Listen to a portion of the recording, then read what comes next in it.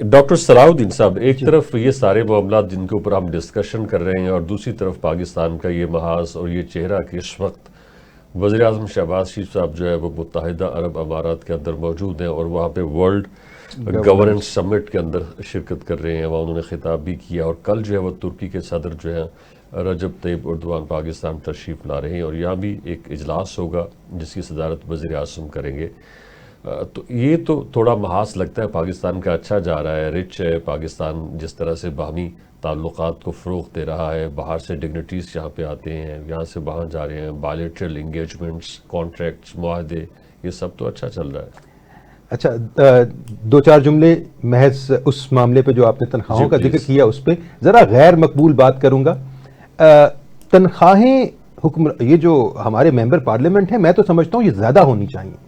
دیکھیے، اگر آپ کسی ایک اچھے بینک کے برانچ مینیجر کی تنخواہ سے بھی کم تنخواہ مقرر کریں گے اپنے ممبر پارلیمنٹ کی، تو آپ کیا کر رہے ہیں آپ کو سوچنا چاہیے۔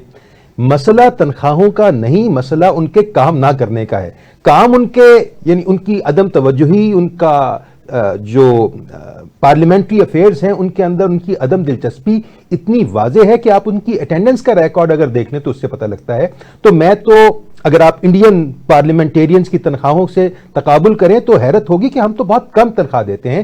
تنخواہ زیادہ دینی چاہیے، لیکن ان کو ذمہ دار بھی بنانا ہوگا ان کاموں کے لیے جو کام لیجسلیشن کا ہے۔ آپ پوچھئے ذرا باہر اسمبلیز کے باہر کھڑے ہو کے کہ جن لیجسلیشنز کے اوپر وہ ووٹ کرتے ہیں ان کی کیا سمجھ بوجھ ہے، کتنے لوگوں نے اس کی پرپوزل کو پڑھا ہوا ہے۔ ہمارے ملک کے حالات تو یہ ہیں کہ وزارت قانون اپنا بل لے کے آتی ہے اور وزیر قانون اس بل سے لاعلم ہوتے ہیں 24 گھنٹے پہلے بھی۔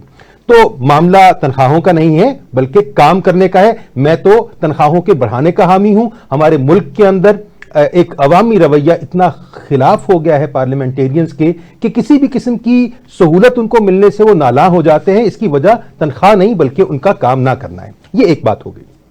اب آپ کے سوال کے اوپر، وہ مرزا غالب نے کہا تھا بازیچہ اطفال ہے دنیا میرے آگے، ہوتا ہے شب و روز تماشا میرے آگے۔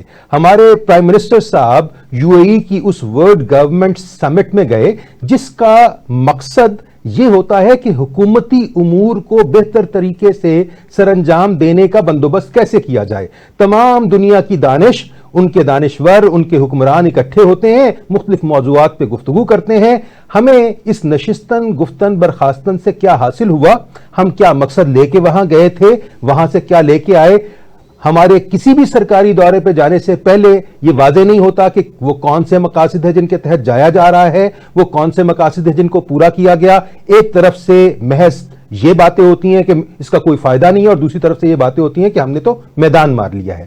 تو ہونا یہ چاہیے، ابھی ترکی سے ہمارے برادر اسلامی ملک ہیں، بہت اہم سمٹ ہے، ترکی کے ساتھ ہمارے دیرینہ تعلقات ہیں، لیکن اگر ہم اپنے یہ جو سارے تجزیے ہیں یہ ہم خلائی اور ہوائی قسم کے تجزیے کر سکتے ہیں جب تک کھلے لفظوں میں بیان نہ کیا جائے کہ وہ کون سے مقاصد ہیں، ان کو کیسے حاصل کیا جائے گا اور ان کا آڈٹ نہ ہو۔